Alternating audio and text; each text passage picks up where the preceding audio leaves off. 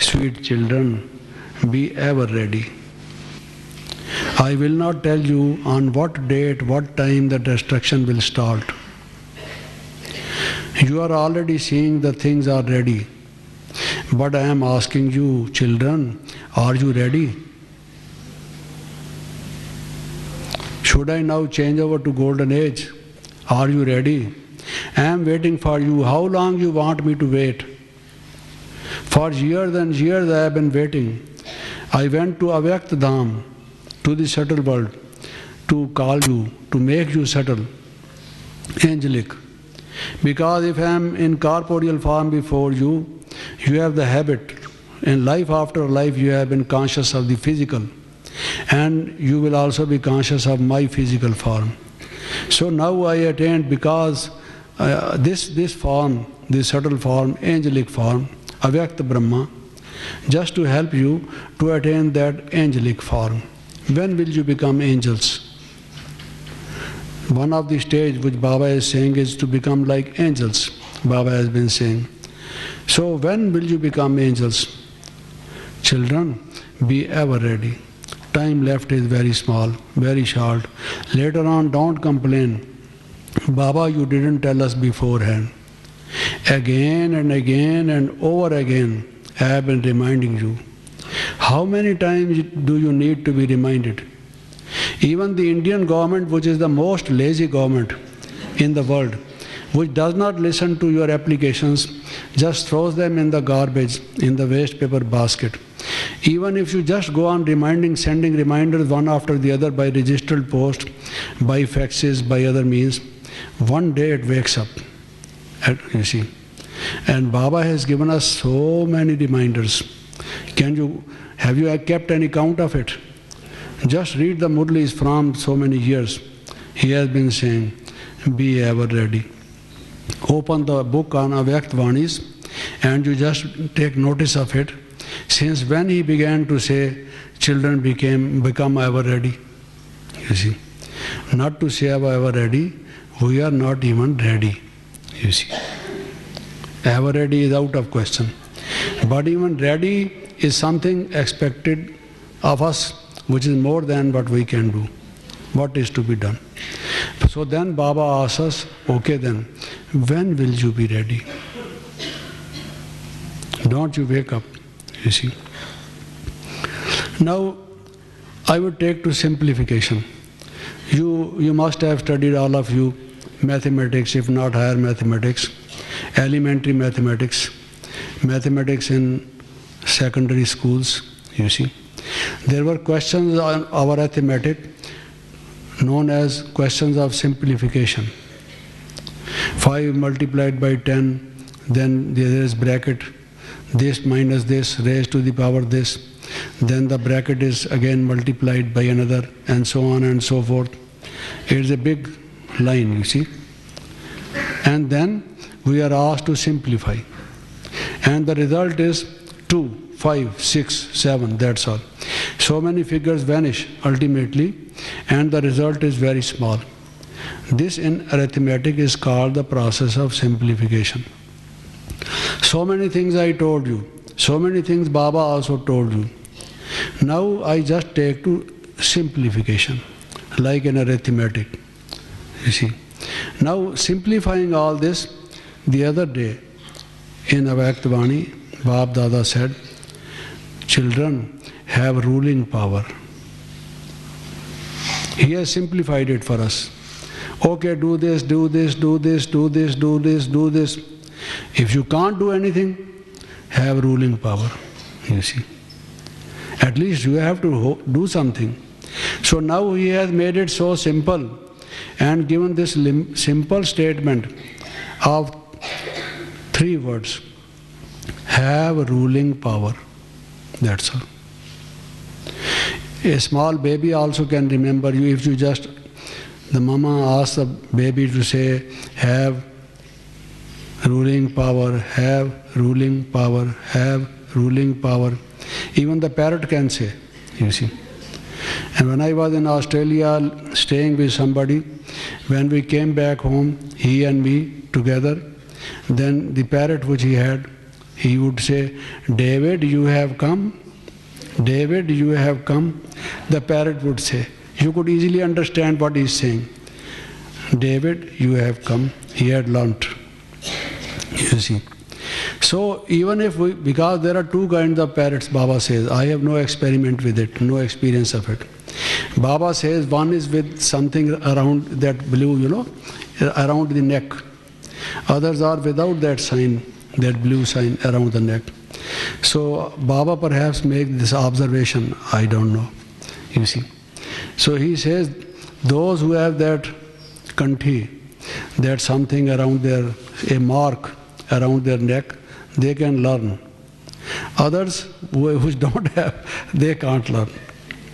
So even if we were parrots, let us be at least those parrots who are with a kanthi, who can learn. These three words, have ruling power, have ruling power. When you get up in the morning, say, Baba, good morning, I will have ruling power. That's all. When you sleep, go to the bed, say, Baba, good night, I tell you, I assure you, I will have ruling power. Say that. Just remember this small thing, have ruling power. What do you mean by having ruling power? Because I told you that even every point is an ocean of knowledge. Just this is simplification. But before the simplification, that arithmetical question is so much, if you write it. Now, what do you mean by ruling power? What are you supposed to have? What does a ruler have to do? What kind of ruling power you are supposed to have? A ruler commands things. One who rules, who issues the orders, gives the commands. This must be done. It will be done, you see.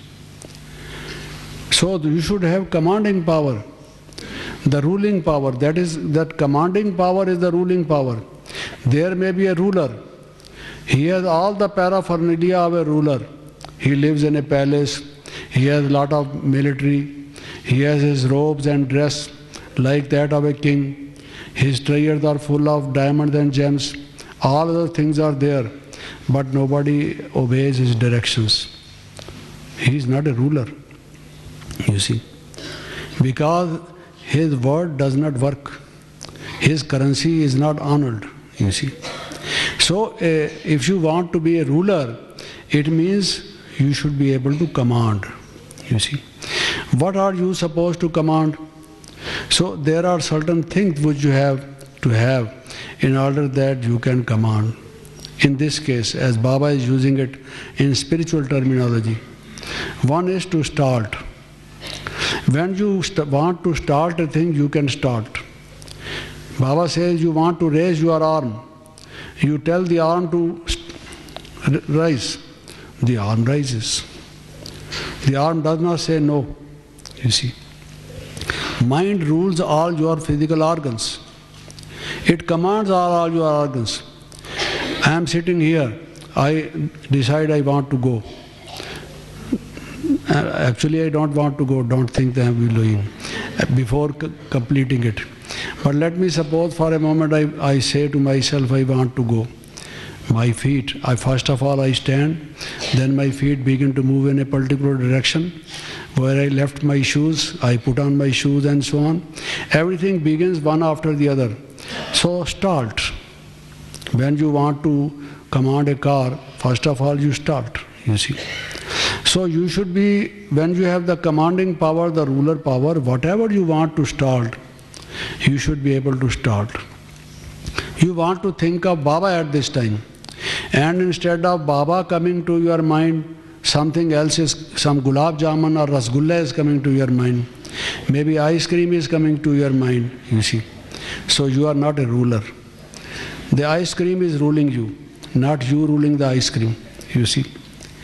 So in order that you may be a ruler, you should be able to command. And in order that you may be able to command, it has certain signs. One of these is that you should be able to start. When, what, the way you want to start. I think of subtle world. This is the thought I want to start. My meditation process, I should be able to start. I want to write, I should be able to do it with concentration. Otherwise, concentration cannot come. Concentration is very essential for meditation. And meditation and concentration is possible when you are able to control. So Baba calls it controlling power or commanding power or ruling power. And that means you should be able to start whatever you want to start, when you want to start, the way you want to start, as long as you want to keep it starting. You see. Number one. Number two is to hold. I think of Shiv Baba. This is how I start. Then I think of soul world. I think of Shiv Baba. The golden red light there. Now I want to hold my mind there. Let my mind not come back to this world, to the kitchen, to the study room, to the bedroom again. Let it be there with Shiv Baba in Paramdham. You see. So the second commandment is that I want mind to hold. In any system of yoga, it is essential to hold your thoughts. Mere concentration is not enough. If your concentration lasts just for a few seconds, and then again your mind fritters away, it runs amok, here and there it goes, then it is not that quality of concentration which is essential, which you want to need. Hold. You ask somebody stop, he should stop, you see. You go and do this work, he should immediately go and say, yes sir, I do it, you see. That kind of command, then only you are a ruler. So the first is to start. The other one is to hold.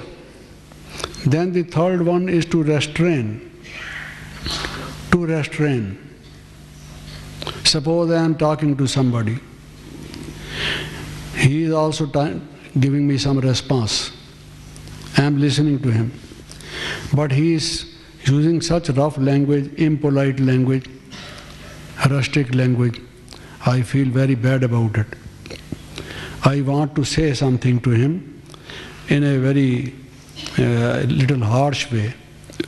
You see, I hold my mind. I should be able to hold my mind. Don't do this. It will spoil relations. And there will be enmity, estrangement, so many bad consequences. It's better to keep silent. Or if I can't keep silent totally, I want to tell him something, but with restraint. I don't just want to burst out, you see, with restraint. But brother, please listen to me. What is my standpoint, what I want to say? All right, you have put up your thing, but what do I think about it? Now give me a chance, listen to me. So the idea there is that my mind is sometimes boiling because my old sanskaras are such, for example, that if somebody provokes me, I feel that I must strike back, but I must restrain. Then only I become a yogi. By practice of it again and again, then only I will be able to change my sanskaras. So if I cannot completely hold, or I think there is no need of completely holding, it requires explanation, clarification. I must tell him because he has misunderstood, there is some wrong impression. Let me wipe it out, let it make clear. Then I should use a language with some restraint, you see. So then I should be able to control my mind, to rule my mind, to command my mind. Okay, speak something, but with restraint, balance, patience, sweetness. That is what restraint means. Don't just burst out, not in an uncivilized way. You must not lose your royalty, your dignity. You are the child of God. How should your actions be? If He is behaving in a different way, that is reflecting His personality. What should your personality be? You should be mindful of that. So I restrain myself. This is the power to rule. Then another one is to stop. It is different from holding and restraint. Totally stop. Absolutely no other thought. Maybe that previously I was saying, I am a soul, I am a soul, I am a point of light. Shiv Baba is there, Shiv Baba is there. This is Paramdham. I am having these thoughts. So I am holding only to these thoughts. No other thoughts. Holding only to these thoughts. But what I mean by stopping is stopping all thoughts. Just going into the experience stage, experiential stage. Feel the bliss. Sometimes when you see someone, certain thoughts come up in your mind. But at other times it so happens that you just are in a state of ecstasy. You just be in that ecstatic stage, a blissful state. Have an experience of it, you see. Even this repeating, like someone giving commentary and my mind working along the commentary, having some kind of a restraint, that is it. Not thinking of other things. But just when you want to stop, stop, you see. These are great powers. Ultimately, if we develop those powers, if there is raining, I say stop. The clouds must stop. They say of Saint Francis, the sparrows were chirping and he was offering prayers. They were making a lot of noise and they say, he said stop, and they stopped, you see. If I can stop my mind, I can stop others also. You know that Yuri Zeller who came to London, he, in a particular determined mind, a resolved mind, you see, would concentrate his mind and would say, all the clocks and watches, wall clocks, hand watches, wrist watches, so on and so forth, stop. Stop. Even the watch stops, and we cannot stop even human beings, not even the dogs, you see. If they bark, they keep barking, we cannot stop them, you see. Because we have not yet developed that power, when we think stop, they should stop. Even the running train should stop. But we are not using those powers for these, because otherwise we are going out of our way to wrong paths, misusing our powers, trying to show miracles to the people. These powers can be attained. They come as a result of all this. But those people are using it for just tamasha, showing it to people and making their livelihood, earning something. If no money, at least name and fame. But we don't want all these things. We want people to tell them how to stop the mind on Shiv Baba or in meditation so as to gain that blissful experience. That is where we stop. But we should be able to stop. That should be the ruling power, you see. Then another is let go. Let go. Let it go. Someone is saying foolish things, abusing, insulting, crying at the top of his voice, crying hoarse, you see, using rubbish language, everything. I just smile and I say, let it go. I should be able to do this. Let it go. Baba says, dekhte hue bhi mat dekho, sunte hue bhi na suno. Even when you see, you sometimes feel that you don't see. You are hearing what this man is saying, but as if you are not hearing, you see. How is it that I hear and then I also don't hear? How can both the things be at the same time, you see? To move and not to move, how is it possible? At the same instant of time. But in this case, it means you let it go. Arey jaane do bhai, चलने दो, छोड़ो इसको, ये पागल आदमी है. You say this man has come some screw loose in his mind, you see, and I have no screwdriver to make it tight, you see, whatever. So let it go. Useless, why waste my time, my breath, my words, my energy, my time? I lose my royalty, my dignity. Why should I follow this man? He is not my leader, you see. Let him go, you see. So, to let go, you rule your mind and say, let go. People sometimes do so many wrong things, and you, out of your mercy, forgive them. You can't forgive them if you have no command on your mind and you don't let things go. You will say, why should I let it go? Hang him. He did this very bad thing. He should be punished. So, sir, what punishment he should be given? He should be hanged. You see. That also is a ruling power. You see, because when you want to start something, you can ask people to start his process of hanging, you see. That also is start.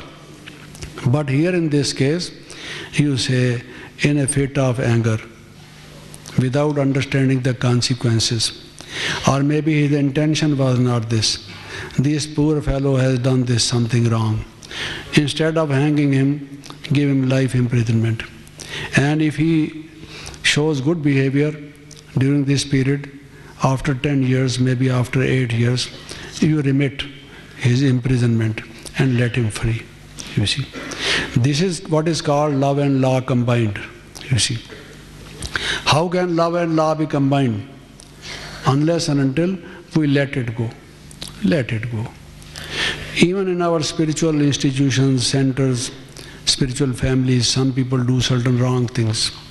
We do take actions against him, but sometimes we say, let it go. This poor fellow, because of his old bad sanskaras, has done something very nefarious, very bad, no doubt.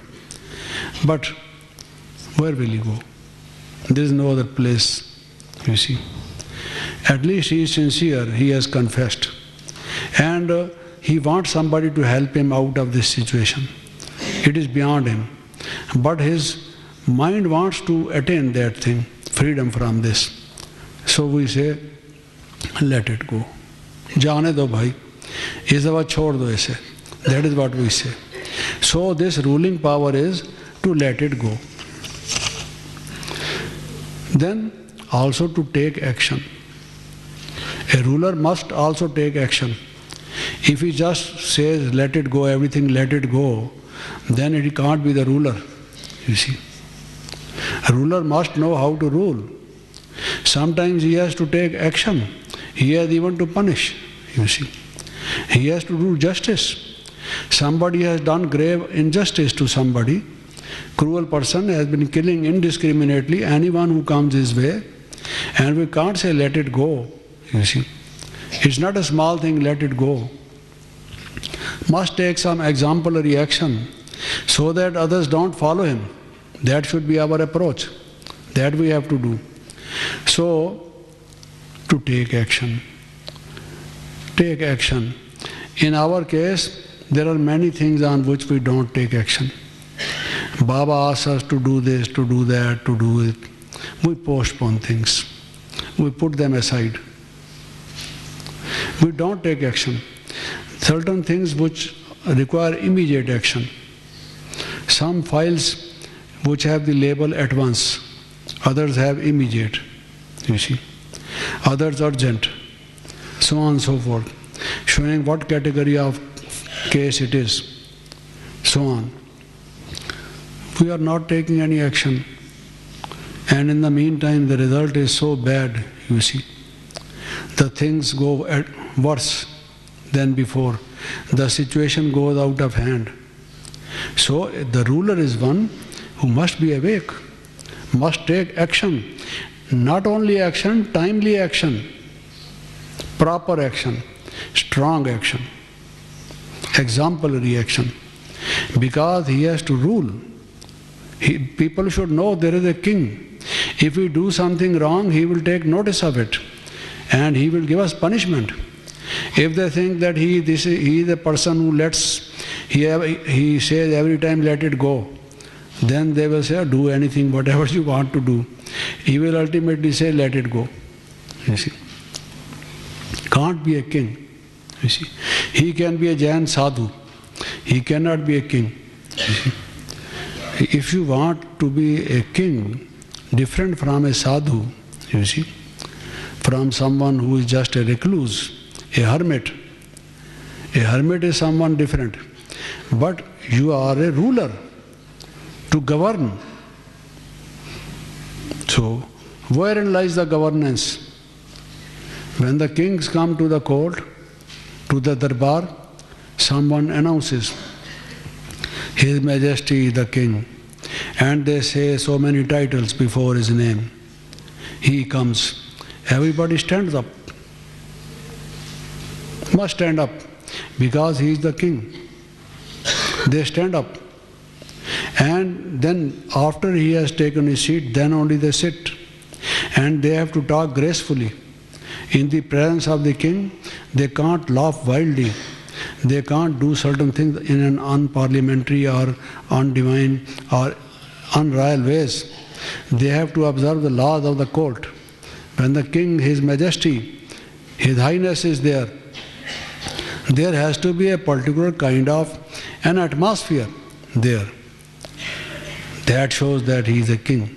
Otherwise, what is the difference between a king and an ordinary person? You see. Similarly, you should have dignity, some kind of a royalty, a divinity, and you should be able to take action, notice of it. You need not always be told by people. You just see and you notice what is happening. Open eyes, the bullseye. They say the bullseye. The king should have. He should be able to observe what is happening. He should be aware of what is happening where, and then take proper action. So there should be power of administration to rule the others. Here also, while you are a spiritual person, a yogi, there are some people with whom you have to work in a team. The captain has to do the work of a captain. You see. The center in charge is the center in charge. The regional in charge, or what you call RCOs, are RCOs. The head of the institution is an head of the institution. And there should be a proper protocol. That must be observed. And the person who has got that stage should be observing this. Whether it is happening like that, then only that person is the ruling power. Then only that person will become the ruler in the next world. Though there you don't require this kind of thing. But this kind of ability has to be developed so that at the subtle level it works there. People, it's not that they would be afraid of you, but your very presence will inspire in them some kind of a discipline, self-control. Here there are laws, rules and regulations which people have to observe. But in their case, there will not be any written rules and regulations, but there are some people who are very graceful, very majestic in their gait, in their walking, in their talking, in their seeing, in their behavior, that all people want to, they feel, like Baba said in his biography, whenever he used to tell us about his life, that when kings came to him, or when he was with the kings, they would say, God has committed one blunder. Dada Lekh Raj, God has committed one blunder, we know. He might be committing other blunders, we don't know. But one blunder we are aware he has committed. What is that blunder? You remember? He said, actually you should be the king, not we. You should be the king. But he made us the king and he made you the jeweler. He has made this mistake, they used to say. Because Baba had that royalty of manners, those kingly habits, you see, those graceful ways of doing things. So that the words came from their mouth. The kings themselves saying that actually you should be the king instead of us. And they went even to the extent of saying that God committed this blunder, you see. So we should also take action. It's not that sleep over things, doing nothing. Now, just a few minutes. Very often we say that we want to have this because Baba says this. We are very aware of it. We very much feel that we should attain this stage and so on, these powers. But what should we do? You see, we are paying attention. Attention. I asked many persons, after Baba gave this Murli, is there some change in your life? Do you feel that after getting this Murli from Baba, you feel that it has changed you in some way? You feel some betterment? Many of them gave the answer, yes. I said, what is that? They said, now we are paying more attention. That's all. More attention. I asked them, what do you mean by attention? What attention you are paying? On what you are paying attention? What is that on which you are paying your attention? That they were not clear. No doubt, first of all, we have to pay attention. But attention on what? You see, you want to catch a thief. In my childhood days, generally the thief, you see, used some, what they say, the black powder. He rubbed the black powder with oil on his body. Just use a linen cloth. And in the night when it would be completely dark, they would go and steal things, pilfer things from people's houses. That was one way of the thieves going to some people's houses. In the darkness they could not be seen, but they could perhaps see. They had the cat's eyes. They could see. So one of my class fellows, my friends, and he said, today I was sitting on my father's shop and I saw the thief, you see. I said, he must not be a thief if you have seen him. What do you mean by that? Because he had heard that thieves are black, you see. Thieves are black, totally black. So that, just as they say, you cannot find a black cat in a black, dark room, you know, when absolutely there is no light. So that is how the thieves come. What was happening was there were black sheep going in front of his shop. And he told his father, Father, thieves are going, you see. His father was astonished. He said, where are the thieves? He said, but these are the thieves, don't you see? He said, oh no, these are the lambs, the sheep. He said, but somebody told me that the thieves are black, you see. And they are also black. So they are thieves, you see. So he did not understand what thieves are like, what thieves do. He just understood only one thing, because the method which they adopted to steal things, you see. So you pay your attention. Pay your attention on what? You see.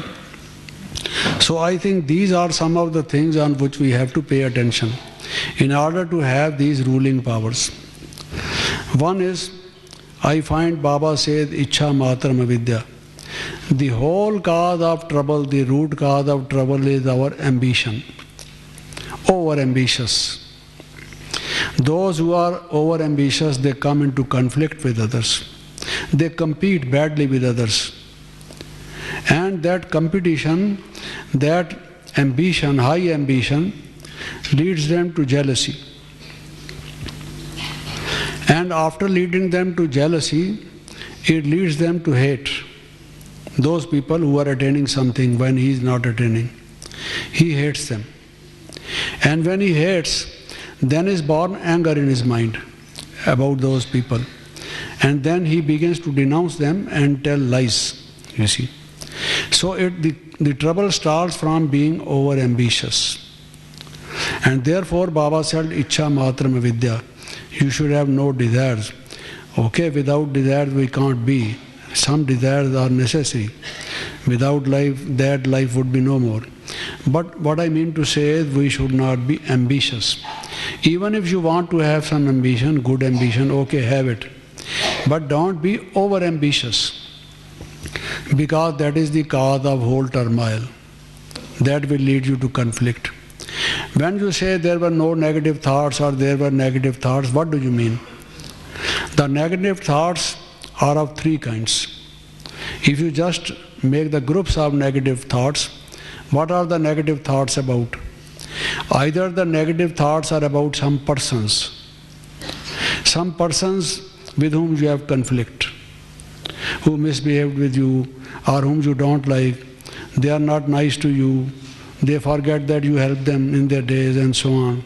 So because of one reason or the other, you have not good relations with somebody, some people, and they come to your mind again and again, and you feel bad about it, and therefore you say that you have had negative thoughts. That is one thing. One group of thoughts, negative thoughts. The other is your sanskaras, you see. Sometimes there is no reason for your being in a serious mood or for losing your mood, but some sanskara comes up in your mind and you get bad taste in it. So that brings negative thoughts in it. Then the other is that you take notice of the failures, the shortcomings, the minus points, the dark points in others, their weaknesses. You see, when you always have the habit of noticing the others' weaknesses, then you have negative thoughts. You don't like them, you hate them, and then hate again brings you misbehavior with them. Then again you repent, I did not do something which was good, and so on. It leads to a chain of certain thoughts. So this again is something. So what I wanted to say was that you should pay attention to these things. One is that you should pay attention to having no over-ambitiousness, and therefore you should be free from jealousy, hatred, all these negative thoughts. Then another important thing is, I think the time is over and it is time for meditation, so I finish it here. Om Shanti.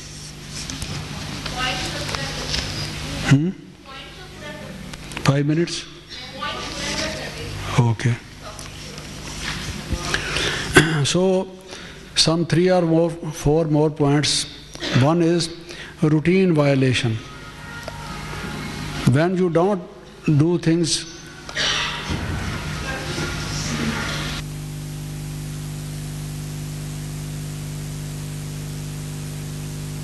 five minutes more?